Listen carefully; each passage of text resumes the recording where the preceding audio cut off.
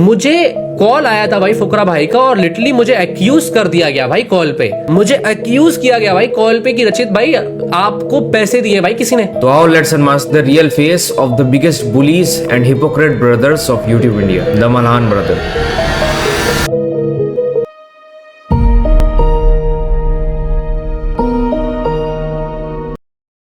So hello guys, welcome back to my YouTube channel. तो I hope सब बढ़िया ही होंगे। तो आज के दिन हम बात करने वाले हैं मल्हान ब्रदर्स एंड रचित रो की कंट्रोवर्सी के बारे में। तो आओ let's start unmask the real face of the biggest bullies and hypocrite of the YouTube India.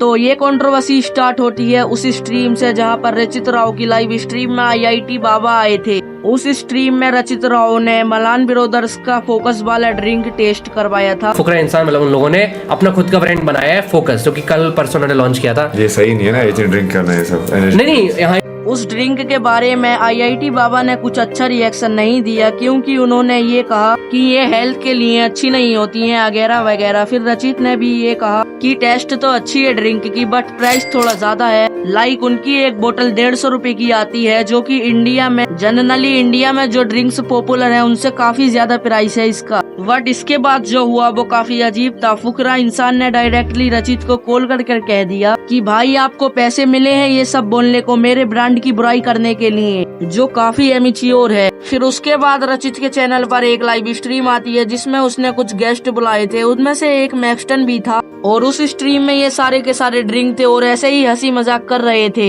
और तभी अचानक से मैक्सटन मल्हान ब्रदर्स के बारे में कुछ बीरिएट चीजें बोलता है और वो यहीं पर नहीं रुकता है, बल्कि एक के बाद एक ट्वीट भी करने लगता है। मेरे को फोकस की ड्रिंक पिलाई, इतनी कीचड़ ड्रिंक। अरे ये नहीं बोलना था।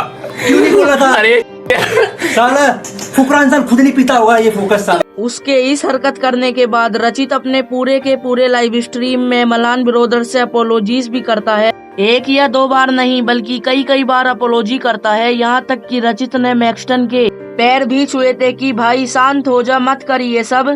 उस लाइव स्ट्रीम के बाद रचित फुकरा को कॉल भी करता है और माफी भी मांगता है, समझाता है सब कुछ। जिसके बाद फुकरा और रचित के लिए एक कंक्लूजन निकलता है कि इसमें रचित की कोई गलती नहीं है। टेक्निकली सब कुछ यहीं खत्म हो जाना चाहिए था, लेकिन नहीं। एंड फिर दोनों भाइयों ने रचित को अनफॉलो कर दिया। बस यहीं से शुरू होता है रचित को ऑनलाइन हैरिस करने का खेल। इनके फैंस रचित को गद्दार, फेक फ्रेंड, माँ बहन की गालियाँ देने लगते हैं, पुलिस को टैग करने लगते हैं। और इसीलिए क्योंकि रचित ने ड्रिंक स्ट्रीम कर दी वगैरह वगैरह, ये सब अटैक एक साथ एक ऐसे बंदे पर होते हैं जिसकी गलती कुछ नहीं थी। मुझे तो ये समझ नहीं आ रहा कि एक स्ट्रीम लाइव जो चल रही हो एंड उसके पास कोई स्क्रिप्ट नहीं हो और वैसे ही कोई अचानक से ऐसी हरकत कर दे तो उसमें उसके होस्ट की क्या गलती। एंड रचित यादव ने नहीं बोला था कि तुम ये सब बातें कहो, उसने तो और उल्टा उसे रोका था, लेकिन फिर भी मैक्सटन नहीं माना। मुझे तो सिर्फ एक बात पता है कि इसमें रचित रो को क्रिटिसाइज करने की कोई हक नहीं है।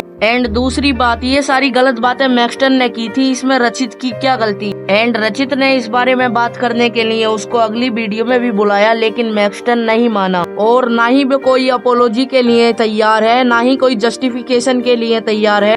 और वो अपनी बात पे आज भी अड़ा हुआ है। और जो बंदा बार बार माफी मांग रहा हो उस चीज के लिए जो कि उसने खुद ने भी नहीं की हो, तो उसे जबरदस्ती हेट देने का क्या सेंस बनता है। और मैक्सटन ने जो माफी वाला ट्वीट किया था वो भी रचित ने किया था उसके फोन से। और जो हेट मैक्सटन को मिलनी चाहिए थी वो न जाने कैसे रचित को मिलने लगी। मैक्सटन उस टाइम ड्रिंक था या फिर नहीं ये तो मुझे नहीं पता। हो सकता है कि वो ड्रिंक ना हो बल्कि अल्कोहल को एक्सक्यूज की तरह यूज कर रहा हो। मगर रचित राव को इतनी हेट क्यों मिल रही है? रचित को बेवजह हेट इसलिए मिल रही है क्योंकि वो चाह रहे हैं कि रचित को हेट मिले। अगर ये अपने फैंस को पहले ही मना कर देते तो रचित को इतनी हेट और हैरेसमेंट नहीं झेलनी पड़ती।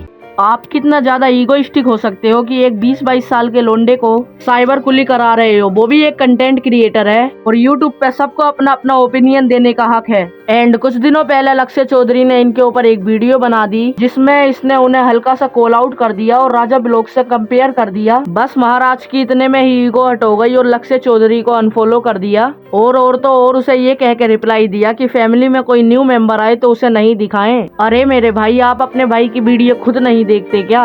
एंड उसने राजा ब्लॉग को इसलिए क्रिटिसाइज किया ताकि उसने अपनी शादी वाली वीडियो अपने यूट्यूब चैनल पे अपलोड कर दी। क्या उसके घर में कोई नया मेंबर नहीं आया था क्या? और एक बात बताओ, अगर राजा ब्लॉग से कंपेयर कर भी दिया तो भाई इतनी क्या ईगो हट हो गई आपकी? अच्छा क्या वो गरीब है इसीलिए? एंड पूरब जान ने इनके ड्रिंक को प्राइम बता दिया और मुनावर फारूकी और जैन सैफी जैसे क्रिएटरों ने इनकी ड्रिंक का मजाक उड़ा दिया, मगर इन्होंने किसी को अनफॉलो नहीं किया, किसी से कुछ नहीं कहा। जानते हो क्यों? क्योंकि उनके पास नंबर्स हैं, उनके पास डिजिट्स हैं, वो कुछ भी कह दे चलेगा, मगर एक छोटा क्रिएटर कैसे कह सकता है?